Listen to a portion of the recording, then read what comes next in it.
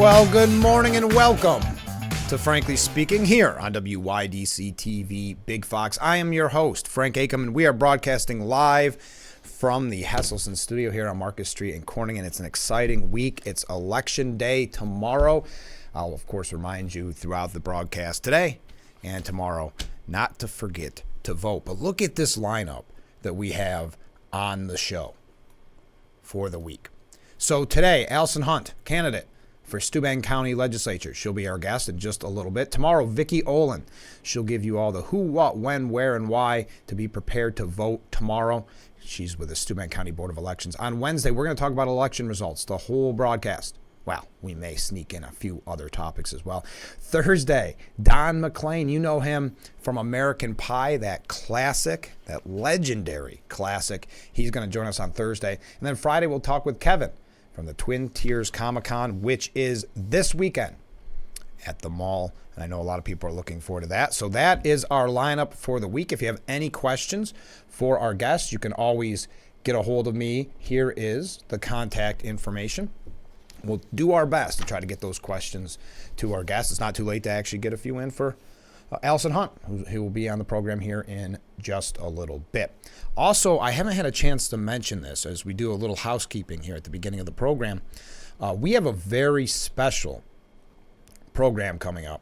It's a Big Fox Veterans Day special, and it's going to be this Friday at 10:30 p.m., on Saturday at 9 a.m., and Sunday at 10:30 a.m. And what this broadcast will have is all the information you need as a veteran, maybe as a family member to a veteran, or just a member of the community that wants to help our veterans. So that's our Veterans Day special. There is the lineup. I will be the host, and I hope that you'll join us.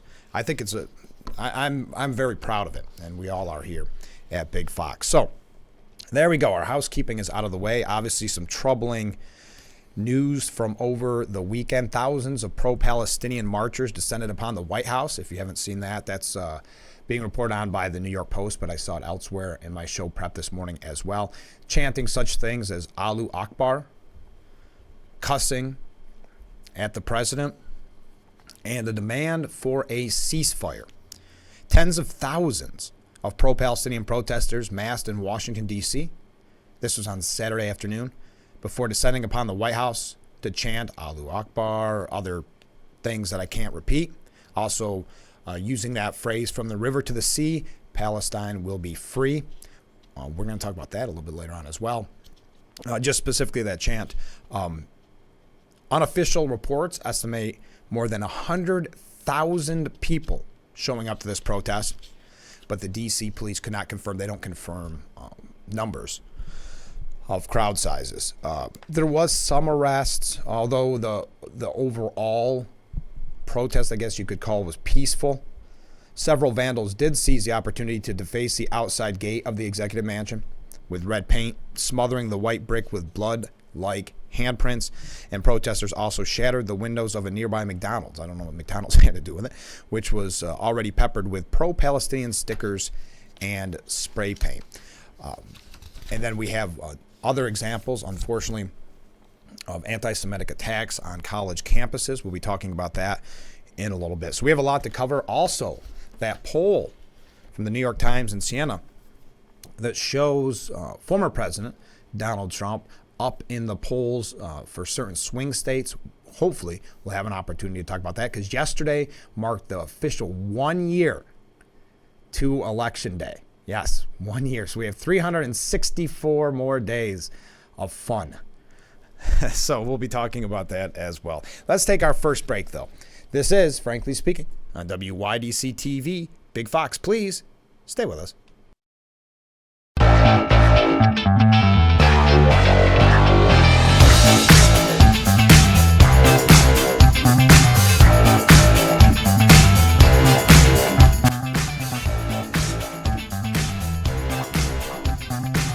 And we are back, Frankly Speaking, here on WYDC TV Big Fox. I am your host, Frank Acom. We are broadcasting live from the Hesselson studio. And coming up in just a moment, we'll be talking with Allison Hunt. I'm just looking at my computer here. I believe for just a second, the sound will go away here because I played the wrong break. So bear with me if I go silent for just a second. We were talking about anti-Semitic attacks in UMass Amherst. A student was arrested. Hold on, I'm getting a little bit of feedback there.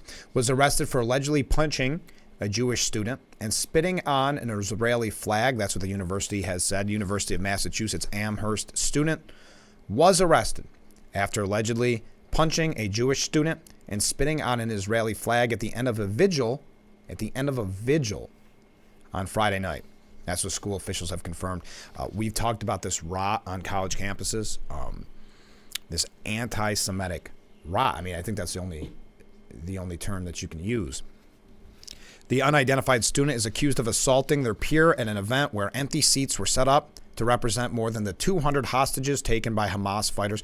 And there's a really good piece at the New York Post this morning that says, where's the empathy for dead Israeli children?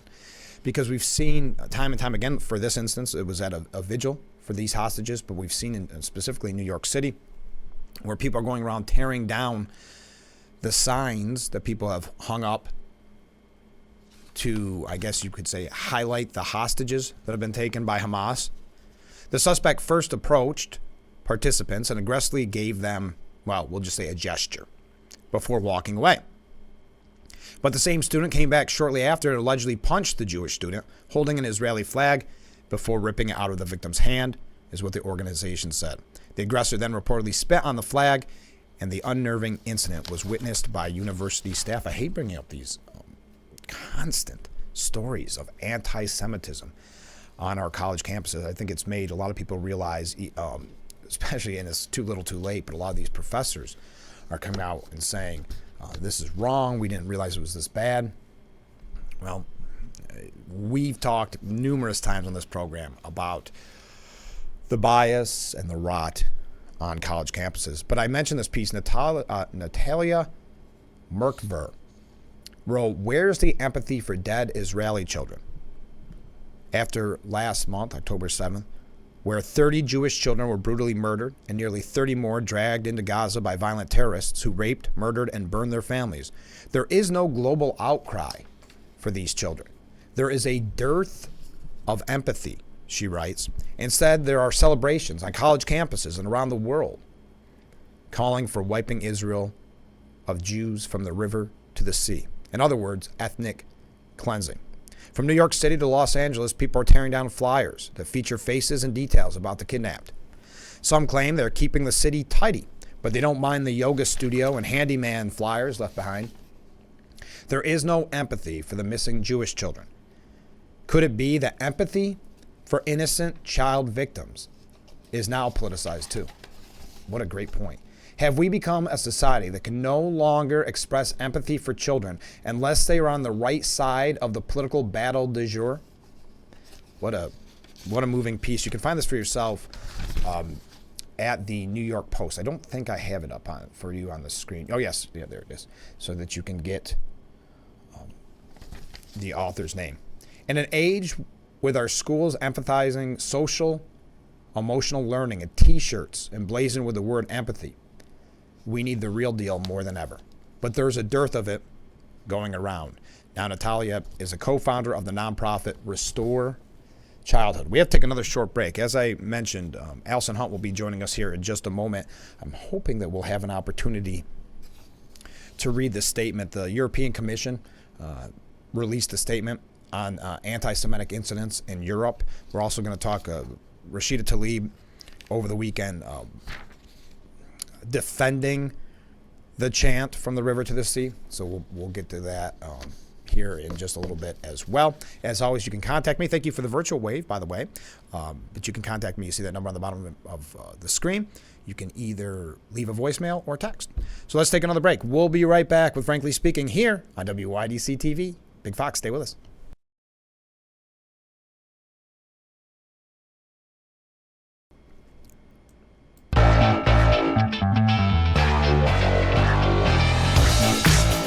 Look at that beautiful view of Marcus Street.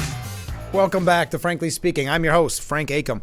Just quickly, this statement from the European Commission. The spike of anti-Semitic incidents across Europe has reached extraordinary levels in the last few days, reminiscent of some of the darkest times in history. European Jews today are again living in fear. We have seen a resurgence of anti-Semitic incidents and rhetoric in the European Union and worldwide. Molotov cocktails thrown in a synagogue in Germany. Stars of David sprayed on residential buildings in France, and they go through. This is quite a lengthy piece. You can find it on Drudge Report this morning. In these difficult times, the EU stands by its Jewish communities. We condemn these despicable acts in the strongest possible terms.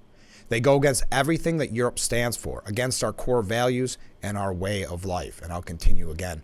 I'm not going to go through the whole piece here, but it is our shared responsibility as Europeans to call out hate in all its forms and stand up against it. As I mentioned over the weekend, Representative Rashida Tlaib justifying or attempting to justify the use of what has been deemed an anti-Semitic chant. Multiple members of the Democrat Party are calling out Representative Tlaib over this after she attempted to justify the pro-Palestinian chant from the river to the sea, calling it an aspirational call for freedom, human rights, and peaceful coexistence. That's what she said. In response, a group on Twitter, now called X, said that the phrase actually means saying it refers to the full erasure of the Jewish state from Jordan River to the Mediterranean Sea. The group also told the Congresswoman the chant is Hamas's battle cry, adding, "You eco-terrorists." On Saturday, Michigan Attorney General Dana Nessel called for Tlaib to retract the cruel and hateful social media post. "I've supported and defended you countless times, even when you have said the indefensible, because I believed you to be a good person whose heart was in the right place. But this is so hurtful to so many. Please retract this cruel and hateful remark." Another Democrat from Michigan, Representative Elisa Slotkin, the only Jewish member of Michigan's congressional delegation, said she had worked to reach out to constituents who are Arab and Muslim who are feeling fear and anguish, while also reflecting on their empathy as she approaches the crisis at hand. I asked the same of Representative Tlaib. The phrase "from the river to the sea" is one of division and violence, and it is counterproductive to promoting peace. None of us, especially elected leaders, should amplify language that inflames a tense situation and makes it harder for our communities to find common ground. So that was from over the weekend. And former President Barack Obama over the weekend too, saying both sides are to blame for Israel-Hamas conflict. Nobody's hands are clean. That's former President Barack Obama giving an interview on a podcast. What Hamas did was horrific, and there's no justification for it. And what is also true is that the occupation of what's happening to Palestinians is unbearable, Obama said. And what is also true is there is a history of the Jewish people that may be dismissed unless our grandparents or our great-grandparents or your uncle or your aunt tell you stories about the madness of anti-Semitism. And what is true is there are people right now who are dying who have nothing to do with what Hamas did. We could go on for a while. If you want to solve the problem, then you have to take in the whole truth, said the former president, again, Barack Obama. And you have to admit nobody's hands are clean, that all of us are complicit to some degree. That's former President Barack Obama. And he's already released a statement earlier last week that kind of echoed this, similar to this. We're also learning Kamala Harris's stepdaughter is promoting an $8 million Gaza fundraising campaign. Ella Emhoff, who is 24 years old, whose father, First Gentleman Doug Emhoff, is Jewish, affixed a fundraising drive supporting urgent relief for Gaza's children on her personal Instagram account. It makes no mention of the scores of Israeli children murdered among the 1,400 innocent Israelis killed by Hamas's terrorist attack on October 7th. The fundraiser so far has netted $7.8 million. It is being operated by the Palestinian Children's Relief Fund, a nonprofit based in Kent, Ohio. We've got a few other things that we're going to mention on this. I do want to talk about the poll coming from CNN and the New York Times showing former President Donald Trump leading in certain swing states. We'll get to that a little bit later on. If you have any questions for our guest, Allison Hunt, she just pulled up. So you can contact me right there at that number on the bottom of the screen. Or if it's easier, you can email me at any time. We'll try to get to those questions. We have quite a few that we want to get to. Here we are. So excited. I know everybody's excited. right before Election Day. Tomorrow is going to be a fun day, and on Wednesday we'll be covering all the results, and we'll go through especially the contested races, some of the really heated races right now. We'll be talking about that. We've had so many guests on. We'll highlight how they did, of course. And it obviously it's too late to have any more guests on before Election Day, but I do appreciate everybody who took the time out to be on Frankly Speaking, or to comment and to reach out to the guests. So thank you for that. So, as I said, Allison Hunt coming up when we come back. So stay with us. This is Frankly Speaking on WYDC TV. Big Fox, stay with us.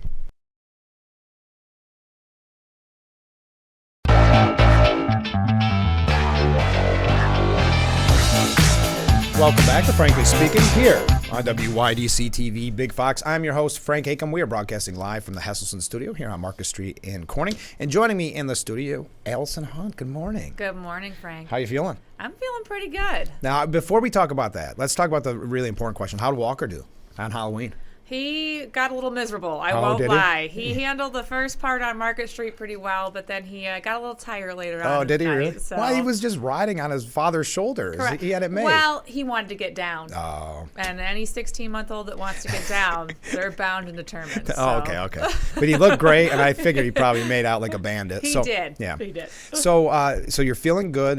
What does the next 24 hours look like for you? So we're just getting out there a little bit more, talking to some more people. We're texting, calling, all the things that you do at the end of a campaign now. I have city council tonight, so that does deter me from knocking a little bit. And also, it's dark out at 5 o'clock now, so nobody really wants you to come to their house in the dark. No. But yeah, just making sure that we're doing that final stretch. If anybody needs a ride to the polls or anything, making sure that happens. But obviously, no early voting today. Right. So just gearing up for tomorrow. Yeah, we have Vicki Olin on the program tomorrow. Tell us all of what we need to know so we can vote. Exactly. So you said knocking on doors. Did you hit everyone that you wanted to?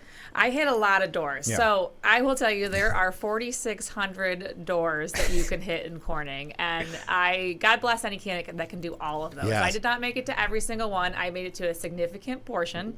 And for those that didn't, they probably got mail from me or saw a social media post. If you didn't see me and you wanted to talk to me, give me a call. I'm available. Send me a text message.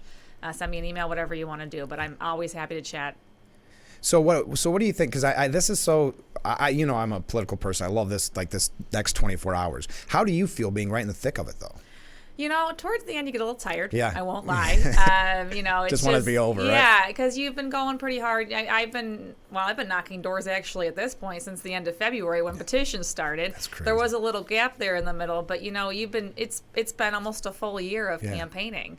Draining. And it can be a little bit draining at times, but it's also invigorating too. Yeah. When you get to talk to people and really feel like you connect with them and hear their concerns, and they're the same concerns that I share. So realizing the good people that are out there and the people that want to help change our community, it's also inspiring. What has been the biggest concern? Oh, boy. You run the gamut from the skunk issue, which we're actually I voting hear about that all the time. We're going to be voting tonight to put more money in the skunk trapping budget. So Okay. I'm sure people will be thrilled to hear that. So go to the meeting to the tonight. homelessness, mental health issues, drug issues. I had a woman texting me last night about drug houses that she knows near her home and how the police have arrested these folks, but because of bail reform, they're back out again. And she's got kids just like I do. Yeah. And, she's worried, and she doesn't want her kids to see that. And I share that same concern. So, people just reaching out to me independently like that and saying, hey, I'm worried about my area of the community. And that's critically important to me. So let's change up a little bit because you mentioned the city council meeting tonight and skunks on the Yes. on the agenda. What else you got on the agenda? Well, another thing that smells like skunks, the marijuana. Oh, it's back. It's back. We're not voting on the final regulation tonight. Okay. We're voting to put the public hearing on the calendar for the December monthly meeting. Okay. Now, the state came out with their regulations, and unfortunately, they are saying 500 feet on the same road, which still allows the Leader building to become a pot dispensary, which I am opposed to. Mm-hmm. I can tell you, I live on the north side. Every door I knocked on, they are adamantly opposed. Okay. I do hear some people are supportive of it, but I don't see them in my community. Right. And so I'm trying to represent the constituents in my ward, and they have concerns about that particular location. I know that there's one being talked about on Margaret Street too. I haven't heard as much concern over that location. Obviously I recognize that we have a lot in our community. I wasn't supportive of that because we didn't know the state regulations at that time. And so now I think there's some concern over where they're going to be in the community. And even if people support them, some people say they support them, but they don't support them in a place like the Leader, which is close to a neighborhood. Well, and I think when so many places, yes, and so many places embraced it without the regulations coming in, it was kind of like the wild, wild west for a while. Correct. And now we finally, 2 years later at this point, have the regulations from the state. I mean, that's how long it takes, unfortunately, with New York State. And we're definitely feeling the repercussions of that, and people want to know how they can stop it.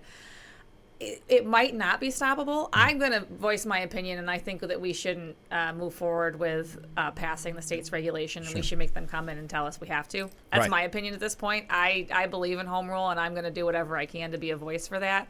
But at the end of the day, because we already passed this, it might just be up to the state. Oh, that's interesting. So, Pete, this is going to be a public forum in December? Correct. There'll be a public hearing because it'd be a local law. Yeah. We have to change our local law. So we have to vote now to schedule a local hearing. So the December meeting will be the first Monday in December. I can't think of the date off the top of my head. But usually the public hearings are at 6:15. I might be 6 just because I'm anticipating that there will be a lot of comment. Yes. So we always do the public hearing before our regular meeting at 6:30. So I'd encourage people to attend and make their voices heard. Well, I think you're right. I think a lot of people were supportive of it at first, and then they saw what happened, right? Yeah. And now it seems like I hear from more people that are not as adamant that they want it. I think it depends on the location. Yes. And I think I know here on Margaret Street, I think the one location is near a children's clothing store. Oh, okay. And I've heard some concern about that too. I think it just really depends on the location for most people. So let's get back to the big issue, the candidate for Steuben County Legislature. Why did you decide to run for legislator? I really think that I can make a difference at the county level as well. I've served on the city council here in Corning, and I've worked at both the state and federal level. I understand how government works. Right. I have that experience to know what levels work on what different issues. And having that knowledge, I think that I can be really impactful at the county level and working with the state and federal level to hopefully make some of the changes that we need. It's not simple. Right. I mean, we've watched the federal stuff going on at the federal level, stuff going on at the state level. It's been very complicated lately, so I can't claim that anything will happen overnight. It doesn't. Sure. But I think I can start to make some headway. You're getting in right at if you get in, right at the kind of a crazy time with everything going on with the sheriff. Yes. I know we talked about it last time. I'm fully supportive of Sheriff Allard. I think that the county might realize that maybe they didn't handle this appropriately.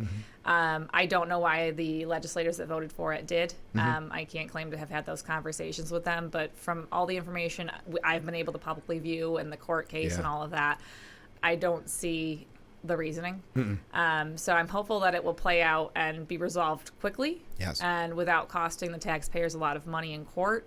Maybe they can reach some kind of deal outside of court. Sure. Let's hope. Yeah, get it over with. Get that part behind us. Get us behind us. So I know this is a simple question, but it is important because I think it's going to be tough with voting numbers, obviously. Who can vote for you? So anybody that's registered to vote, and you can't register to vote now. It was the deadline was late October. Yeah. Anybody that's registered to vote in the city of Corning, city limits only. What? You know what? Before we talk about what voters need to know about you, what about endorsements? We haven't talked about that yet because last time it was top secret. Yeah. No.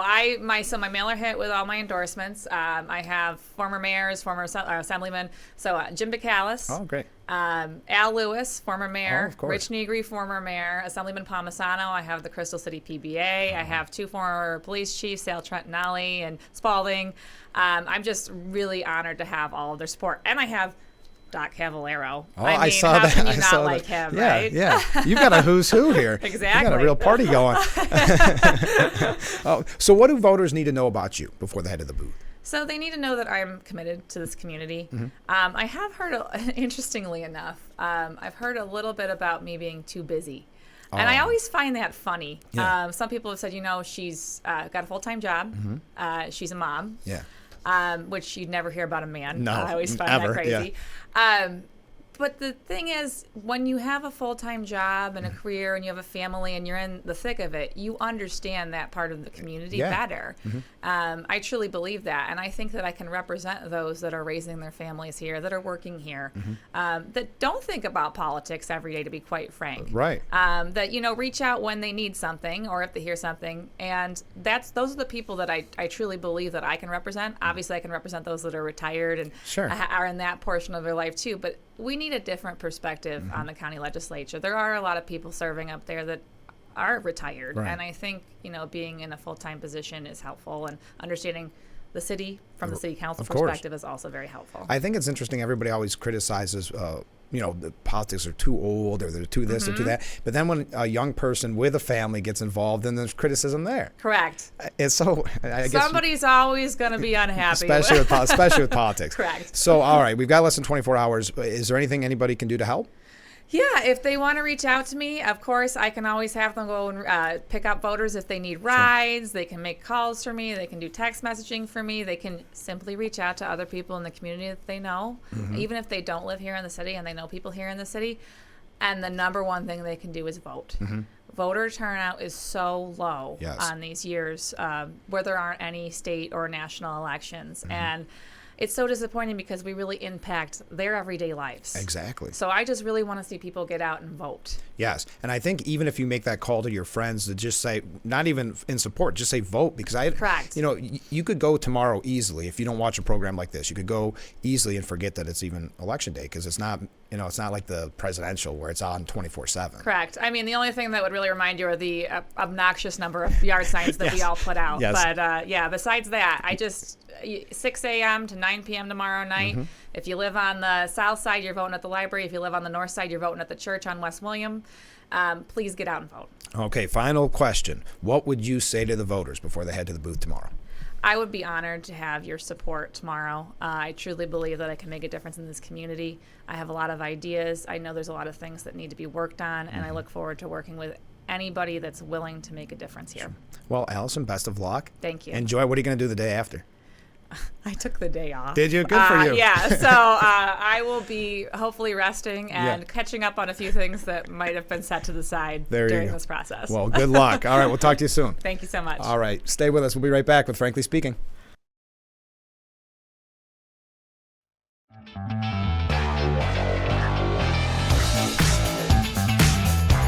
And we are back with Frankly Speaking here on WYDC TV Big Fox. I'm your host, Frank Acom. Thank you to Allison Hunt for being our guest. Tomorrow is Election Day. The most important thing, I think all candidates would tell you, is to make sure you get out and vote. And whoever you support for any of these races, maybe just calling a friend or texting a friend, hey, don't forget today's Election Day, because you're not going to see it too many places. It's not going to be broadcast on your TV like midterms or the presidential election. So just remind a friend or family member to get out and vote tomorrow. We were talking about various anti-Semitic attacks from over the weekend, and then these protests. We talked about Rashida Tlaib making that comment about the from the land to the sea, or however that exact quote goes. I'm blanking on it right this second. But Free Palestine, according to the New York Post editorial board, really means eliminate Israel, and Democrats can no longer hide it. This is from the editorial board. It's about a 4-piece op-ed, but I would highly recommend that you check this out. Saturday's rally in Washington makes it beyond obvious. The left won't accept anything less than total U.S. abandonment of Israel. The chants of Allahu Akbar, blank, Joe Biden, as the protesters smeared red on the White House gates, made that pretty plain. President Biden is trying to paper over the fundamental divide in his coalition by talking up the idea of pauses in Israel's drive to eliminate Hamas. So Free Palestine, according to the New York Post editorial board, and I'd love to hear your opinion on this. You see the number on the bottom of the screen. Free Palestine really means eliminate Israel. For Democrats, from Brandon to Biden, ignoring the ugly truth is no longer an option. Now, Nikki Haley, presidential candidate, someone that the media is really, I don't want to say hyping because it sounds like negative, as if there's something bad here. I like Nikki Haley, but for some reason, the media And some of those on the left have been saying, or praising her essentially. People that never want to see a Republican win have been praising her, and that always raises a red flag. But again, I do like her, so it's I hate to put it in that negative, kind of that negative framework. But we are living through the worst crisis of the 21st century, she said. And this again at the New York Post, Nikki Haley writing an op-ed. To achieve peace, the most important thing we can do right now is help Israel eliminate Hamas as fast and as fully as possible. Swift and decisive victory in the Gaza Strip would stop a broader war in the Middle East. It would also send the best possible signal to Russia and China. Our enemies fear nothing more than a strong America standing with friends. But President Biden isn't doing that. He pushed Israel to delay its counterattack, giving the terrorists more time to prepare their defenses while stealing the aid meant for civilians. Now Biden is calling for a pause to the war, which only works in Hamas's favor. A pause is another way of saying ceasefire, and it puts Israel's military and hostages in more danger, not less. There should be no ceasefire, Nikki Haley argues. There should be peace, the peace that comes from Israel's total victory over Hamas. And that's what's been so troubling, as we've seen the weakness ooze in the Biden White House, because at first there was strong messaging coming from the White House. Now we're seeing with the pause, many saying a pause is no different than a ceasefire. He just can't say ceasefire because he was so outspoken against ceasefires. That's why the forces of evil are testing us in Israel, Ukraine, and so many other places. We need the moral clarity to recognize the danger to our freedom and the way of life. And we need the courage to renew American strength at home and abroad. There's no other way to come through this time of crisis, and there's no other country that can restore and ensure the lasting peace the American people deserve. So that's Nikki Haley, Republican candidate for president. How am I doing? I got to take another short break, so stay with us. We're going to change up the topic here. We're going to go to presidential election. Yesterday marked the 1 year start off to the election. So 1 year as of yesterday before we vote for president of the United States. And as I keep saying on the program, we're going to talk about that obviously, but tomorrow is a big election day as well. So do not forget to vote. Mark it in your calendar now. And I will be bringing it up quite consistently on the program. And I wanted to mention just quickly, I know this hasn't been updated because we already talked to Allison, but that's our lineup for the week. If you have any questions, tomorrow, Vicki Olin from the Steuben County Board of Election. We're going to talk with her just so you know some of the info that you'll need tomorrow before you head to the booth to vote. You know, the who, what, when, where, and why. And then on Wednesday, we're going to be talking election results all morning here on Frankly Speaking. And then Thursday, Don McLean. He wrote American Pie. I think you'll find that one interesting. And then Friday, Kevin from Twin Tiers Comic-Con. Twin Tiers Comic-Con coming up at the mall this weekend. So we'll talk to him. And maybe some of you don't know what a Comic-Con is or you have questions about it. We're going to get to all of them on Friday's edition of Frankly Speaking. And then, if you didn't have enough Frankly Speaking, this is not technically Frankly Speaking, but I will be hosting the Big Fox Veterans Day special. This Friday, it'll play at 10:30, this Saturday at 9 a.m., and this Sunday at 10:30 a.m. This is for veterans and their families to learn about all the different services and programs that are being offered for them. We also have an aspect to the program if you are a member of the community who isn't a veteran but want to help our veterans. We're going to have a guest on the program to talk about that. I'll give you a little bit more highlight of who our guests will be later on in the week as everything's set in stone. But as of right now, we should have 4 guests, and they're all going to be very informative. They're the experts that you want to hear from. So please join us at those times right here on WYDC TV Big Fox. All right, we got to take a short break. Stay with us. This is Frankly Speaking on Big Fox.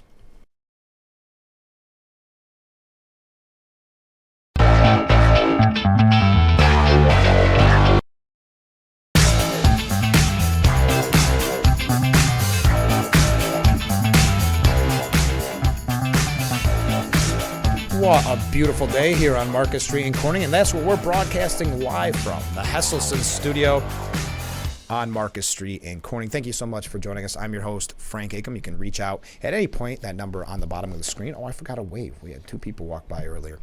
that waved when I was talking to Allison. Okay, the 2024 election. Less than a year away, we'll be voting for president of the United States. The Wall Street Journal says the 2024 election rematch Americans are dreading looks likely. Are you dreading it? This seems to be a common narrative from the media that no one likes Trump and no one likes Biden. 1 year before voting, a weakened Biden and a criminally indicted Trump appear to be on a collision course. Now, that is something that we've talked about extensively, how the courts could really tie up the former president, what that will mean about his time on the campaign trail. We know the media is not going to cover his rallies like they used to. They've made an excuse now that they don't have to give him a platform, is the quote, which really means a way to silence the nominee for president. Well, right now, likely nominee, but I'm just saying in the future. The two are likely headed for a general election rematch that will unfold against a backdrop of discontent, pitting two unpopular candidates against each other on inflation, abortion, and America's role in an unstable world. Given the narrowly divided electorate, the outcome will hinge on a small slice of voters spread across a half dozen or so states, with the possibility of multiple independent or third-party candidates scrambling the result. Some are saying there's an opening for a third-party candidate. That's what the Wall Street Journal is suggesting. The possibility of independent or third-party challenges, which were minimal in 2020, could make the outcomes in battleground states difficult to predict. You've got Robert F. Kennedy Jr., Cornel West. They're both running as independents, though they will have to expand considerable time and money to make ballots across the country.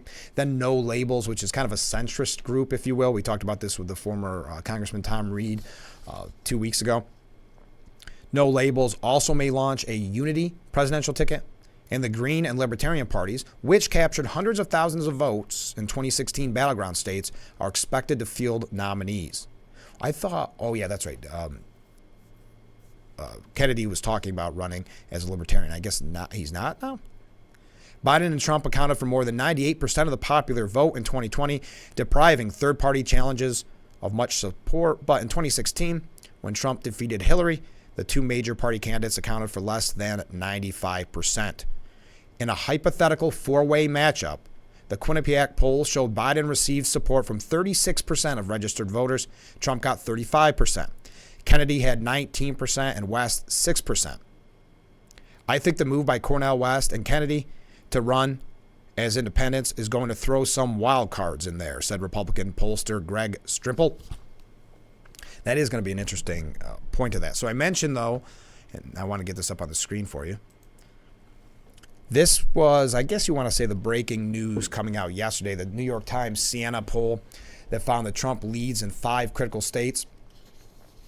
And this did not reflect well on Biden, what they discovered. President Biden is trailing Donald J. Trump in 5 of the 6 most important battleground states 1 year before the 2024 election, suffering from enormous doubts about his age and deep dissatisfaction over his handling of the economy and a host of other issues, according to this new poll. You know, the New York Times didn't want to have to report on this.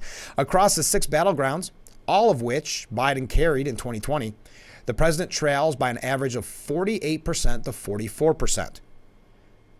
Discontent pulsates throughout the poll, with a majority of voters saying Mr. Biden's policies have personally hurt them. The survey also reveals the extent to which the multiracial and multi-generational coalition that elected Biden it is fraying, according to this piece. Demographic groups that backed Mr. Biden by landslide margins, in 2020 are now far more closely contested, as 2/3 of the electorate sees the country moving in the wrong direction.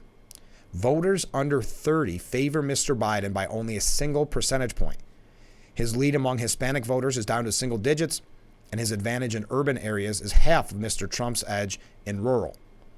And while women still favored Mr. Biden, men preferred Mr. Trump by twice as large a margin, reversing the gender advantage that have fueled so many Democrat gains in recent years. How am I doing on time? I'm doing good on time. Black voters are now registered 22% support in these states for Mr. Trump, a level unseen in presidential politics for a Republican in modern time. Add it all together, and Mr. Trump leads by 10 points in Nevada, 6 in Georgia, 5 in Arizona, 5 in Michigan, and 4 in Pennsylvania. Biden has a 2-point edge in Wisconsin. Spencer Wise, a 53-year-old electrician out of Bloomsburg, Pennsylvania, said the world is falling apart under Biden. I would have rather seen somebody that I feel can be a positive role model, leader of the country, but at least I think Trump has his wits about him. And obviously, age has been very problematic for President Biden. It's been one of the major concerns for people even in his own party, saying that perhaps someone else should run, but we've heard nothing else about that, and it really is up to the president to decide that. Now, Dean Obeidallah, as CNN says, do not worry, Democrats. Just relax. Why Democrats shouldn't despair over concerning new poll about Biden. Yeah, put your head in the sand, sure. You might be asking, why not panic, says Dean Obeidallah. There are a few reasons. First, President Barack Obama faced high disapproval ratings the year before the 2012 election, and of course he won. Okay, so that's why. We all get that Obama and Biden are not the same candidate, but this is instructive in that Obama won in large part by way of a superior ground game in terms of ensuring that voters who supported him actually did cast a ballot. Biden, who was Obama's vice president, is obviously well aware of this. And given Biden's ability so far to outrace Trump, his campaign has more resources to invest robustly in the key part of the campaign. Well, maybe investment, but I can't imagine he's going to be campaigning. It's got to be, to sound cliche, but it's got to be like the basement campaign that they ran last go round. I can't imagine every time they put him out there, it's not, let's say, beneficial to people that are concerned about his age, right? Anyway, I don't want to go through all this, but with that said, it's going to be a challenging re-election campaign for Biden, given how polarized our nation is. For those who want Biden to win, you can't ignore the polls, but shouldn't be panicked by them. The Biden campaign needs to do its part in terms of campaigning on the key issues and building an effective ground game. The rest is up to the voters. I like how CNN doesn't even hide the fact that they want Biden to win. We've got a couple other things about that. We're going to wrap things up, take our last break here. This is Frankly Speaking on WYDC TV. Big Fox, please stay with us. We'll be right back. Sorry about that, folks. I don't know what's happening. Well, welcome back to Frankly Speaking here on WYDC TV. Big Fox, you got a little bonus interview from the other day. Yeah, there we go. Making sure from our time with Tommy James quite a few months ago. I'm not sure what happened. We got a comment during break. How is it possible for pro-Palestinians to say Israel is committing genocide, but Palestinians are calling for all Jewish people to be erased? Why hasn't anyone pointed out the complete hypocrisy in this? That's a good point. I think some are calling out the hypocrisy. Back to the presidential election, Democrats are beginning to distance themselves from the term, not the policy, but the term Bidenomics, calling it a jumbled mess. Whoever came up with the slogan Bidenomics should be fired, said one anonymous Democrat source.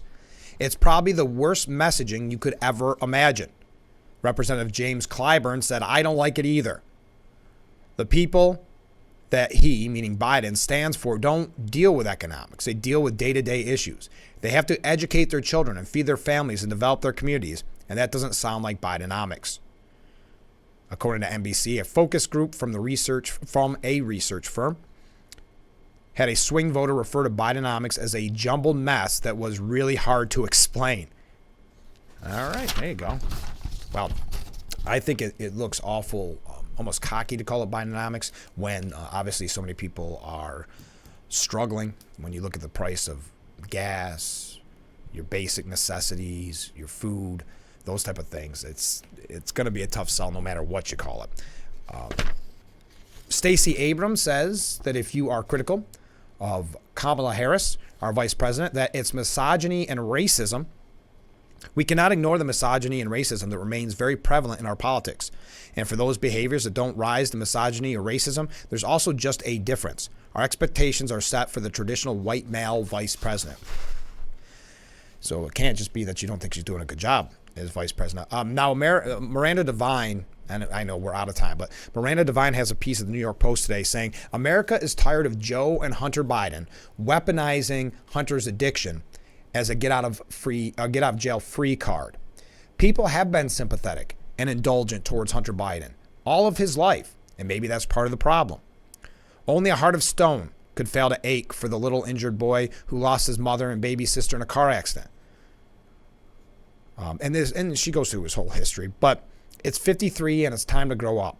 Hunter's self-pity op-ed in the USA Today was ridiculous. It was a transparent attempt at misdirection as congressional investigators close in on his father's financial involvement in the family's corrupt influence peddling scheme.